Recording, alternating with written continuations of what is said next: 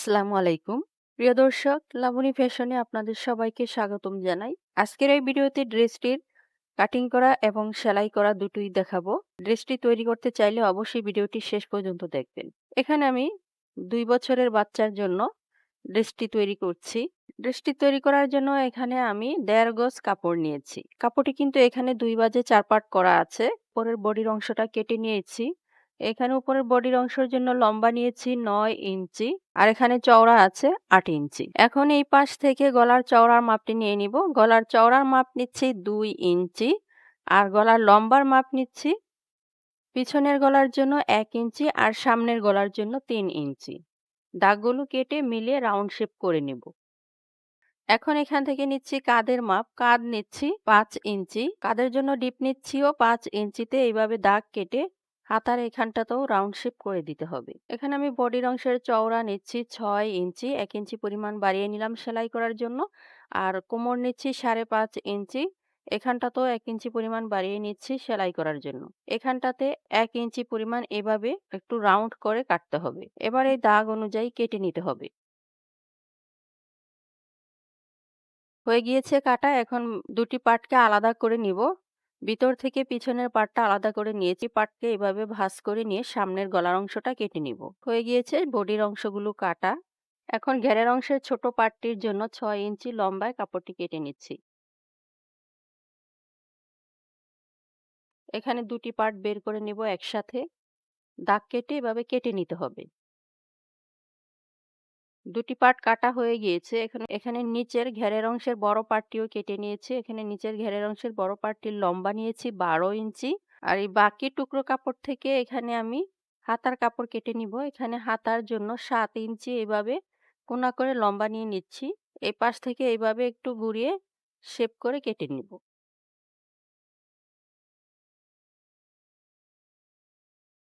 এই যে দেখুন হাতার কাপড়টি কাটা হয়ে গিয়েছে।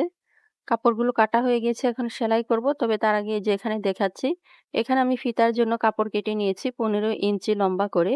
এই লেসগুলো দিয়ে ড্রেসটি ডিজাইন করে নিতে হবে। তাহলে চলুন এখানে আমরা ড্রেসটি সেলাই করে নিই। প্রথমেই সেলাই করব উপরের বডির অংশ। তবে উপরের বডির অংশের পিছনের পার্টটাকে এভাবে সমান মাঝখান থেকে কেটে নিব। এখানে আমি চেন সেলাই করব। চেন সেলাইয়ের পট্টির জন্য এখানে ২ ইঞ্চি চওড়া করে কাপড় কেটে নিয়েছি। কাপড়টিকে এভাবে মাঝখান থেকে ভাঁজ করে নিয়ে বডির অংশের সাথে মিলিয়ে তারপরে সেলাই করে আটকে দেব। সেলাই করে আটকে দেওয়ার পর নখ দিয়ে এভাবে ঘষে কাপড়টিকে উল্টো সাইডে নিয়ে নিতে হবে। এভাবে উল্টো সাইডে নিয়ে একটু আয়রন করে নেবেন, এতে করে ফিনিশিংটা সুন্দর আসবে। বাড়তি অংশটুকু কেটে ফেলে দিলাম। একইভাবে পিছনের পার্টের সাথেও পট্টির কাপড়টাকে সেলাই করে আটকে নিতে হবে। হয়ে গিয়েছে ২ টি পার্টই সেলাই করা। এখন আমি এর সাথে চেইনটা সেলাই করে আটকে দিব। চেইনটাকে ঠিক এরকমভাবে রাখবো আর ২ পাশ থেকে ২ টি কাপড় এভাবে রেখে সেলাই করে আটকে দিতে হবে। প্রথমে এক পাশ থেকে সেলাই করে আটকে নিচ্ছি।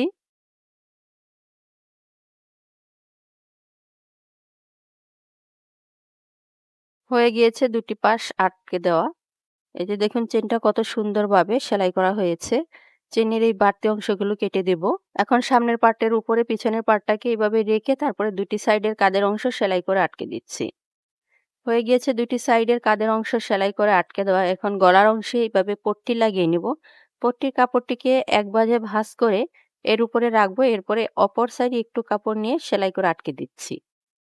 আপনি যদি পট্টিটি সোজা সাইডে দিতে চান গলার, তাহলে এই কাপড়টিকে উল্টো সাইড থেকে সেলাই করতে হবে। এখানে আমি উল্টো সাইডে পট্টিটি দিব, তাই সোজা সাইড থেকে সেলাই করে আটকে দিচ্ছি। হয়ে গিয়েছে। এখন আমি পট্টিটিকে উল্টো সাইডে নিয়ে ঘুরিয়ে চাপ সেলাই দিয়ে আটকে দিব।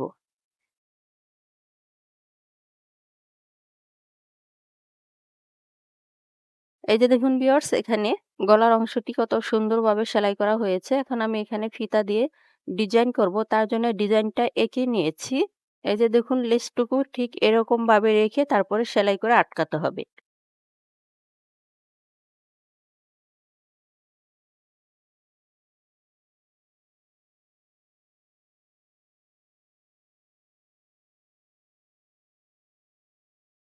হয়ে গিয়েছে লেস দিয়ে ডিজাইন করা। এখন এর সাথে হাতার কাপড়গুলো সেলাই করব। হাতার কাপড়টাকে এই পাশ থেকে এইভাবে ২ ভাঁজে ভাঁজ করে এর উপরে লেসটি আটকে নিব। এই যে দেখুন, এখানে লেসটি আটকে নেওয়া হয়ে গেছে। এখন এর অপর পাশটাতে কুচি তৈরি করে নিচ্ছি। কুচি তৈরি করে হাতার সমান মাঝখানটা আর বডির অংশের সমান মাঝখানটা মিলিয়ে ২ পাশ থেকে সেলাই করে আটকে দিচ্ছি। এখানে ২ টি হাতার কাপড়ই লাগানো হয়ে গিয়েছে। এখন নিচের ঘেরের অংশগুলো রেডি করে নিব। নিচের ঘেরের অংশটাকে এভাবে ২ ভাঁজে ভাঁজ করে নিয়ে এর উপরে লেসটা রেখে তারপরে সেলাই করে আটকে দিচ্ছি। হয়ে গিয়েছে লেস সেলাই করা। এখন অপর পাশটাতে কুচি তৈরি করে নিব।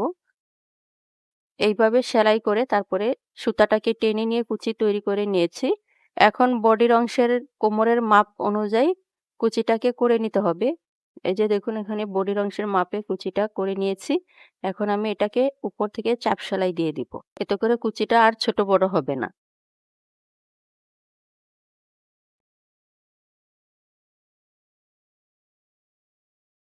এখন এই যে দেখুন, এখানে ছোট পাটটাকেও একইভাবে তৈরি করে নিয়েছি। ছোট পাটটিকেও এর উপরে রেখে সেলাই করে এর সাথে আটকে দিয়েছি। এখানে আমি বডির অংশের ২ টি সাইড সেলাই করে নিব বডির মাপ অনুসারে। এভাবে সেলাই করে নিব। তবে এখানে আমি ফিতাগুলো তৈরি করে নিয়েছি। একটু সেলাই করার পর এখানে ফিতাটাকে রেখে তারপরে সেলাই করে আটকে দিতে হবে।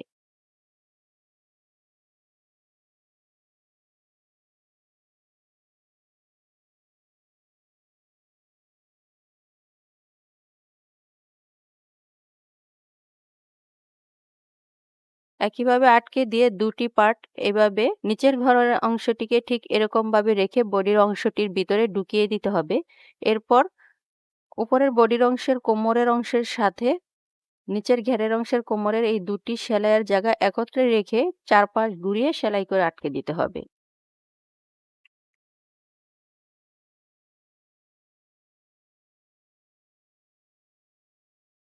হয়ে গিয়েছে সেলাই করে আটকে দেওয়া। এখন আমি নিচের ঘেরের এই অংশটুকু ২ ভাঁজে মুড়িয়ে চারপাশ ঘুরিয়ে সেলাই করে নিব। এই যে দেখুন ভিউয়ার্স, এখানে আমার ডিজাইনার ড্রেসটা তৈরি করা হয়ে গিয়েছে।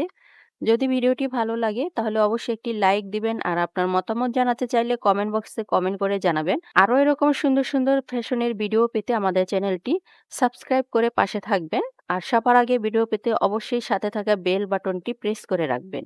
ভিডিওটি শেষ পর্যন্ত দেখার জন্য আপনাকে জানাই অসংখ্য ধন্যবাদ।